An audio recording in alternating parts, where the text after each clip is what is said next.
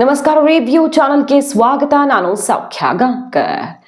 ರಾಜ್ಯ ಬಿಜೆಪಿಯಲ್ಲಿ ಬಣ ಬಡಿದಾಟ ಮುಗಿಲೆದ್ದ ಬೆನ್ನಲ್ಲೇ ಯತ್ನಾಳ್ಗೆ ಬಿಗ್ ಶಾಕ್. ಡೆಲ್ಲಿಯಿಂದ ಬಂದ ಫೋನ್ ಕಾಲ್ಗೆ ಯಾವಾಗ ಸೆಡ್ ಹೊಡೆದ್ರೋ ಅವತ್ತೇ ಯತ್ನಾಳ್ಗೆ ಸಂಕಷ್ಟ ಬಂದೆರಗ್ತ.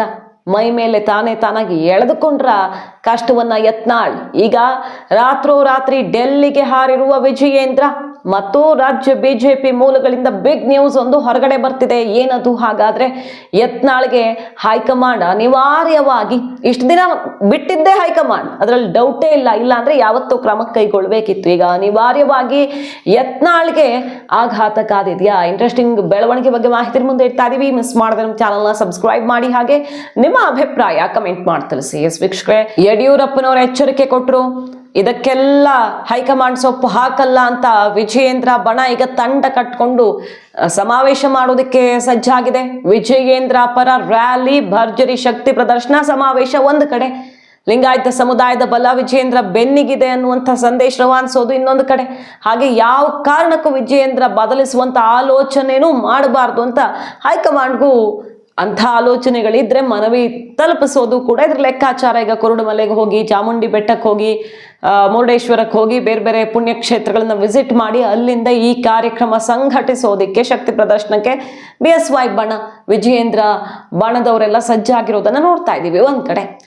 ಈ ಹೊತ್ತಲ್ಲಿ ಯತ್ನಾಳ್ ಅವರು ಸ್ವಲ್ಪ ಅತಿಯಾದ ವೇಗಕ್ಕೆ ಜಾರಬಿಟ್ರ. ಸದಾನಂದ ಗೌಡ್ರ ವಿರುದ್ಧ ನಾಲಿಗೆ ಹರಿಬಿಟ್ಟಿದ್ದು, ಬಾಯಿ ಮುಚ್ಚಿಕೊಂಡಿರ್ಬೇಕು ಅಂತ. ಅವರೊಬ್ರು ಹಿರಿಯರು, ಏನಾದ್ರೂ ಇರ್ಲಿ, ಒಬ್ಬರ ಸೀನಿಯರು, ಮುಖ್ಯಮಂತ್ರಿ ಆಗಿದ್ದವರು, ಪಕ್ಷದ ಹಿತದೃಷ್ಟಿಯಿಂದ ಹೊಂದ್ಕೊಂಡು ಹೋಗಿ ಅಂತ ಹೇಳಿರೋದು ಬಿಟ್ರೆ ಯತ್ನಾಳ್ ಅವ್ರ ಬಗ್ಗೆ ವೈಯಕ್ತಿಕವಾಗಿ ಅವರೇನು ಟೀಕೆನೂ ಮಾಡಿರ್ಲಿಲ್ಲ.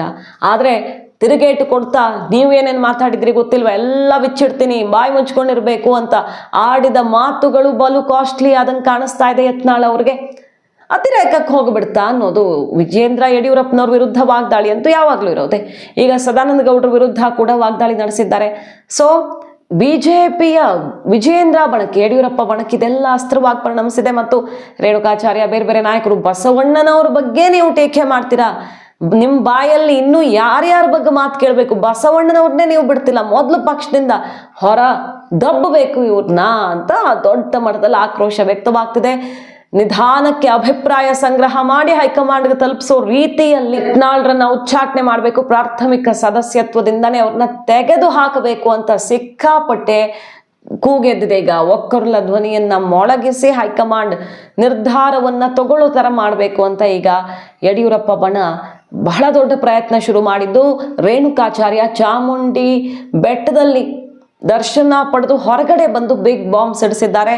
ಯತ್ನಾಳ್ ಉಚ್ಚಾಟನೆ ಶತಸಿದ್ಧ ಆಗತ್ತೆ, ಯತ್ನಾಳ್ ಉಚ್ಚಾಟನೆ ಆಗೇ ಆಗತ್ತೆ. ನೋಡ್ತೀರಿ ಏನಾಗ್ತಿದೆ ರಾಜ್ಯ ಬಿಜೆಪಿ ಬೆಳವಣಿಗೆ ಅನ್ನುವಂಥ ಬಿಗ್ ಬಾಂಬ್ ಅನ್ನ ಸಿಡಿಸಿದ್ದಾರೆ. ಜಿಲ್ಲಾ ಶಿಸ್ತು ಕ್ರಮ ಜರುಗಿಸಿ ಉಚ್ಚಾಟನೆ ಮಾಡಬೇಕು ಅಂತ ಒತ್ತಾಯ ಮಾಡ್ತೀವಿ.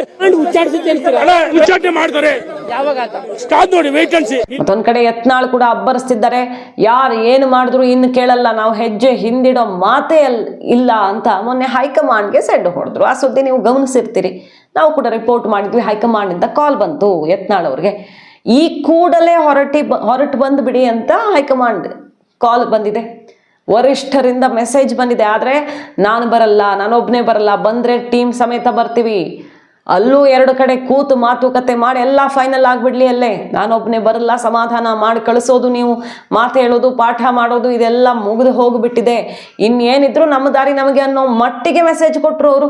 ಬರೋದಾದ್ರೆ ತಂಡದ ಸಮೇತ ಬರ್ತೀವಿ, ಎಲ್ಲ ಫೈನಲ್ ಆಗ್ಬಿಡ್ಲಿ ಅಲ್ಲಿ, ಇಲ್ಲ ಅಂದ್ರೆ ಇಲ್ಲ ಅಂತ. ಸೊ ಹೈಕಮಾಂಡ್ಗೆ ಯತ್ನಾಳ್ ಅವರು ಸೆಡ್ ಹೊಡೆದಂಗಾಯ್ತು. ಇದೆಲ್ಲವೂ ಕೂಡ ಈಗ ಹೈಕಮಾಂಡ್ ಕಣ್ಣು ಕೆಂಪಾಗಿದೆ ಅಂತ ಹೇಳ್ತಿರೋದು. ರಾತ್ರೋರಾತ್ರಿ ವಿಜಯೇಂದ್ರ ಡೆಲ್ಲಿಗೆ ಹಾರಿದ್ದಾರೆ. ಈ ಎಲ್ಲ ರಿಪೋರ್ಟ್ಗಳನ್ನ ಇಟ್ಟು ಈಗಾಗಲೇ ಹೈಕಮಾಂಡ್ ತರಿಸ್ಕೊಂಡಿದೆ. ಮತ್ತಿಲ್ಲಿ ಒಬ್ರು ವೀಕ್ಷಕರನ್ನ ಕಳಿಸ್ಕೊಟ್ಟು, ಬಿಜೆಪಿ ಪ್ರಮುಖ ನಾಯಕರೊಬ್ಬರನ್ನ ಕಳಿಸ್ಕೊಟ್ಟು ಮೀಟಿಂಗ್ ಮಾಡಿ ರಿಪೋರ್ಟ್ ಕೊಡೋದಕ್ಕೆ ಹೇಳಿದ್ದು ಆಗಿದೆ. ಡೇಟ್ ಫಿಕ್ಸ್ ಆಗಿದೆ, ಡಿಸೆಂಬರ್ ಮೊದಲ ವಾರದಲ್ಲಿ. ಇದಕ್ಕೂ ಮುನ್ನವೇ ವಿಜಯೇಂದ್ರ ಡೆಲ್ಲಿಗೆ ಹಾರಿದ್ದಾರೆ ಎಲ್ಲ ರೀತಿಯ ವರದಿಗಳನ್ನು ಒಪ್ಪಿಸಬರೋಕೆ ಮತ್ತು ಯತ್ನಾಳ್ ಉಚ್ಚಾಟನೆ ಯಾವ ಕಾರಣಕ್ಕೆ ಆಗಬೇಕು ಅನ್ನೋದನ್ನ ಹೈಕಮಾಂಡ್ಗೆ ಮನವರಿಕೆ ಮಾಡಿಕೊಡುವಂತಹ ಪ್ರಯತ್ನ ಈ ಮೀಟಿಂಗ್ ಅಲ್ಲಿ ಆಗಲಿದೆ ಅನ್ನೋದು. ಮೊನ್ನೆ ಯತ್ನಾಳ್ ವಿರುದ್ಧ ಒಂದು ಮಾತು ಹೇಳಿದ್ರು ವಿಜಯೇಂದ್ರ. ಅವತ್ತೇ ಅಮಿತ್ ಶಾ ಯತ್ನಾಳ್ ವಿರುದ್ಧ ಕಠಿಣ ಕ್ರಮಕ್ಕೆ ಮುಂದಾಗ್ತಾ ಇದ್ರು. ನಾನು ಅವರನ್ನ ತಡೆದಿದ್ದ ತಪ್ಪಾಯ್ತು ನೋಡಿ ಅಂತ. ಸೊ ಡೆಲ್ಲಿಯಲ್ಲಿ ಒಂದು ಮೀಟಿಂಗಲ್ಲಿ ಏನಾಗಿತ್ತು ಅನ್ನುವಂಥ ರಹಸ್ಯವನ್ನು ಬಿಚ್ಚಿಟ್ಟಿದ್ದಾರೆ ವಿಜಯೇಂದ್ರ. ಯತ್ನಾಳ್ದು ಅತಿ ಆಯಿತು, ಕ್ರಮ ಕೈಗೊಳ್ತೀನಿ, ಇಂಥದ್ದೊಂದು ಆ್ಯಕ್ಷನ್ ರೆಡಿ ಆಗಿದೆ ಪಕ್ಷದಲ್ಲಿ, ಇಂಥವ್ರನ್ನ ಬಿಡೋಕ್ಕಾಗಲ್ಲ ಅಂತ ಸ್ವತಃ ಅಮಿತ್ ಶಾ ಅವರು ವಿಜಯೇಂದ್ರ ಬಳಿ ಹೇಳಿದ್ರಂತೆ. ಆಗ ಇಲ್ಲ, ಎಲ್ಲರನ್ನ ಒಗ್ಗಟ್ಟಿನಿಂದ ತಗೊಂಡು ಹೋಗ್ತೀನಿ, ಸ್ವಲ್ಪ ಸಮಯ ಕೊಡಿ ನೋಡೋಣ, ಅವರು ಸರಿ ಹೋಗಬಹುದು, ಬುದ್ಧಿ ಮಾತು ಹೇಳಿ ಕಳಿಸಿ ಅನ್ನುವಂಥ ರಿಕ್ವೆಸ್ಟ್ ಮಾಡಿಕೊಂಡು ಅವರನ್ನು ಒಪ್ಪಿಸಿದ್ದೆ. ಅದು ದೊಡ್ಡ ತಪ್ಪಾಯಿತು ನಾನು ಮಾಡಿದ್ದು ಅಂತ ವಿಜಯೇಂದ್ರ ಡೆಲ್ಲಿ ಸೀಕ್ರೆಟ್ ಅನ್ನು ತೆರೆದಿಟ್ರು. ಈಗ ಡೆಲ್ಲಿಗೆ ಹಾರಿದ್ದಾರೆ. ರಾತ್ರೋರಾತ್ರಿ ಹೈಕಮಾಂಡ್ ಶತಾಯಗತಾಯ ಮಧ್ಯಪ್ರವೇಶ ಮಾಡಿ ಇದನ್ನು ಸರಿ ಮಾಡಲೇಬೇಕು.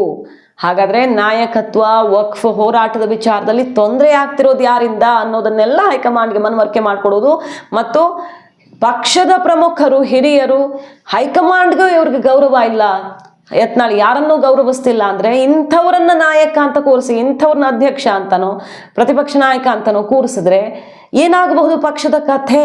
ಈಗಲೇ ಅವರು ಯಾರ ಮಾತು ಕೇಳ್ತಿಲ್ಲ, ಇನ್ನು ಅಧಿಕಾರ ಇದ್ದಾಗ ಏನಾಗಬಹುದು ಅನ್ನೋದನ್ನ ಅರ್ಥ ಮಾಡಿಸೋದಕ್ಕೆ ಹೊರಟಿರೋದು ವಿಜಯೇಂದ್ರ ಟೀಮ್ ಹೈಕಮಾಂಡ್ಗೆ. ಈಗ ಹೈಕಮಾಂಡ್ ಬುದ್ಧಿ ಮಾತು ಹೇಳಿ ಬಹಳಷ್ಟು ಜನ ಬಿಜೆಪಿ ನಾಯಕರು ವಿರೋಧಿಸಿದ ಬಳಿಕವೂ ಯತ್ನಾಳ್ ತನ್ನ ನಡೆಯನ್ನ ಬದಲಿಸ್ಕೊಳ್ತಿಲ್ಲ, ತನ್ನ ನಿಲುವಿಗೆ ಅಂಟ್ಕೊಂಡು ಕೂತಿದ್ದಾರೆ. ಅಂಥದ್ರಲ್ಲಿ ಅವ್ರಿಗೆ ಪಟ್ಟ ಕಟ್ಟಿಬಿಟ್ರೆ ಇನ್ನೇನು ಮಾಡಬಹುದು, ಯಾರನ್ನಾದರೂ ಅವರು ವಿಶ್ವಾಸಕ್ಕೆ ತಗೊಂಡು ಹೆಜ್ಜೆ ಹಾಕೋಕೆ ಸಾಧ್ಯವಾ ಅನ್ನೋದು ವಿಜಯೇಂದ್ರ ಬಣದ ಪ್ರಶ್ನೆ. ಯಾಕಂದ್ರೆ ಯತ್ನಾಳ್ ಅವ್ರಿಗೆ ಕೆಲವರು ಜೈ ಜೈ ಅಂತಿರಬಹುದು ವಿಜಯೇಂದ್ರ ಮೇಲಿನ ಸಿಟ್ಟಿಗೆ, ಆದರೆ ಜೈ ಜೈ ಅಂತಿರೋರು ಕೂಡ ಪಕ್ಷದ ಸಾರಥ್ಯ ಪಕ್ಷದ ಜವಾಬ್ದಾರಿ ಯತ್ನಾಳ್ಗೆ ಹೋಗ್ಲಿ ಅಂತ ಬಯಸಲ್ಲ. ಯಾಕೆ? ಯತ್ನಾಳ್ ಕೈಗೆ ಶಕ್ತಿ ಬಂದುಬಿಟ್ರೆ, ಅಧಿಕಾರ ಬಂದುಬಿಟ್ರೆ ಅದು ಯಾವುದೇ ಹಂತಕ್ಕೆ ಹೋಗಿಬಿಡಬಹುದು, ಬೇರೆ ದಿಕ್ಕಿಗೆ ಹೋಗಿಬಿಡಬಹುದು ಅನ್ನೋ ಆತಂಕ ಅವ್ರ ಬೆನ್ನಿಗೆ ನಿಂತವ್ರಿಗೂ ಕೂಡ ಇದೆ ಅನ್ನೋದು ರಾಜ್ಯ ಬಿಜೆಪಿಯಲ್ಲೇ ಕೇಳಿಬರ್ತಿರೋ ಮಾತು. ಸದಾ ಯಾರಿಗೆ ಅಧಿಕಾರ ಇದೆಯೋ ಅವರ ವಿರುದ್ಧ ಹೋರಾಟ ಮಾಡೋ ಒಂದು ಬಣ ಇರುತ್ತೆ. ಆ ರೀತಿ ಒಂದು ಟೀಮ್ ಅಪ್ ಆಗಿದೆ ಬಿಟ್ರೆ ಯತ್ನಾಳ್ ನಾಯಕತ್ವ ಒಪ್ಪಿಕೊಳ್ಳೋರೇ ಅಲ್ಲ ಅಲ್ಲಿ ಜೊತೆಗಿರೋರು ಅನ್ನುವಂಥ ಮಾತು ಎದ್ದಿರೋದು. ಸೊ ಇದನ್ನ ಅರ್ಥ ಮಾಡಿಸಿ ಯತ್ನಾಳ್ಗೆ ತನ್ನ ಟೀಮ್ ತನ್ನದೊಂದು ತಂಡ ಇದೆ ಅಂತ ಏನು ತೋರಿಸ್ತಿದ್ದಾರೆ, ಆದರೆ ಅಸಲಿಗೆ ಅವ್ರಿಗೆ ಬಲ ಇದೆಯಾ ಅನ್ನೋದನ್ನ ಅರ್ಥ ಮಾಡಿಸಿ ಮತ್ತು ಅವರು ಯಾವ ರೀತಿ ಪಕ್ಷಕ್ಕೆ ಡ್ಯಾಮೇಜ್ ಮಾಡ್ತಿದ್ದಾರೆ ಅನ್ನೋದನ್ನ ಅರ್ಥ ಮಾಡಿಸಿ ಬರೋದಕ್ಕೆ ವಿಜಯೇಂದ್ರ ಧಾವಿಸಿದ್ದಾರೆ. ಅವರ ಉಚ್ಚಾಟನೆ ಫಿಕ್ಸ್, ಪಕ್ಕ ಅಂಥದ್ದೊಂದು ದೊಡ್ಡ ಬೆಳವಣಿಗೆ ಆಗತ್ತೆ ಅನ್ನೋದನ್ನ ಈಗ ಬಿಜೆಪಿ ಮೂಲಗಳು ಬಿಜೆಪಿಯ ನಾಯಕರೇ ಹೇಳ್ತಾ ಇರೋದು ಕುತೂಹಲಕ್ಕೆ ಕಾರಣ ಆಗಿದೆ. ಈಗ ಸದ್ಯ ಪಕ್ಷಕ್ಕೆ ಪದೇ ಪದೇ ಮುಜುಗರ ತಂದಿಡ್ತಿದ್ದಾರೆ. ಆಡಳಿತ ಪಕ್ಷದ ವಿರುದ್ಧ ಮುಗಿಬಿದ್ದು ಹೋರಾಟ ಮಾಡೋದಕ್ಕೆ ಸಜ್ಜಾಗಿರೋ ಹೊತ್ತಲ್ಲಿ, ವಕ್ಫ್ ಅಸ್ತ್ರ ಸಿಕ್ಕಿರೋ ಹೊತ್ತಲ್ಲಿ ವಕ್ಫ್ ಹೋರಾಟಕ್ಕಿಂತ ದೊಡ್ಡ ಗಲಾಟೆ ಬಿಜೆಪಿಯ ಬಣ ಬಡಿದಾಟ ಆಗಿದೆ. ಅದು ಗೊತ್ತಿರೋದೆ. ಮತ್ತು ಬಿಜೆಪಿ ಹೇಳ್ತಿರೋದೇನು, ಇಲ್ಲಿ ಬೈ ಎಲೆಕ್ಷನ್ ಸೋಲಿಗಿದೆ ಕಾರಣ ಅಂತ. ಮಹಾರಾಷ್ಟ್ರದಲ್ಲಿ ವಕ್ಫ್ ವಿಷಯ ಬ್ರಹ್ಮಾಸ್ತ್ರವಾಯಿತು, ಮೋದಿ ಅಮಿತ್ ಶಾ ಅವರಿಂದ ಹಿಡಿದದನ್ನು ಎತ್ತುಕೊಂಡ್ರು. ಆದರೆ ಕರ್ನಾಟಕದಲ್ಲಿ ಬಣ ಬಡಿದಾಟದಲ್ಲಿ ವಕ್ಫ್ ವಿಚಾರ ಗೌಣವಾಗೋಯ್ತು. ಅದೇ ಸಮಸ್ಯೆ ಆಗಿದ್ದು. ಈ ಕಾರಣದಿಂದ ಯತ್ನಾಳ ಮೇಲೆ ಕೂಡಲೇ ಕ್ರಮ ಆಗಬೇಕು ಅನ್ನುವಂಥ ವಿಚಾರ ಈಗ ಹೈಕಮಾಂಡ್ ಮುಂದೆ ಇಡೋದಕ್ಕೆ ಹೊರಟಿರೋದು ವಿಜಯೇಂದ್ರ. ಸೊ ಕಾದ್ ನೋಡಬೇಕು. ಬಿಗ್ ಆಕ್ಷನ್ ಒಂದು, ಬಿಗ್ ಸರ್ಜರಿ ಒಂದು ಆಗ್ಲಿದೆಯಾ? ಹಾಗಾದ್ರೆ ಯತ್ನಾಳ್ ಬಾಯಿಗೆ ಬೀಗ ಹಾಕೋದೇ ಹೌದಾ? ಇಷ್ಟು ದಿನ ಸಲಹೆ ಪೋಷಿಸಿದ್ದು ಹೈಕಮಾಂಡ್, ಡೌಟೇ ಇಲ್ಲ. ಯಾಕಂದ್ರೆ ಪದೇ ಪದೇ ಮುಂದುವರೆಸಿದ್ರು ಕೂಡ ಆಕ್ಷನ್ ಆಗದೆ ಇದ್ದಿದ್ದನ್ನು ನೋಡಿದ್ರೆ ಕ್ಲಿಯರ್ ಆಗುತ್ತೆ. ಆದರೆ ಈಗ ಅತಿರೇಕಕ್ಕೆ ಹೋಯ್ತು ಅನ್ನುವಂಥ ಭಾವನೆ ಬರ್ತಿದೆಯಾ? ನೋಡಬೇಕು. ಮಾಹಿತಿ ನಿಮ್ಗೆ ಇಷ್ಟ ಆಗಿದ್ರೆ ಮಿಸ್ ಮಾಡಿದ್ರೆ ನಮ್ಮ ಚಾನಲ್ನ ಸಬ್ಸ್ಕ್ರೈಬ್ ಮಾಡಿ, ನಿಮ್ಮ ಅಭಿಪ್ರಾಯ ಕಮೆಂಟ್ ಮಾಡಿ ತಿಳಿಸಿ. Thank you.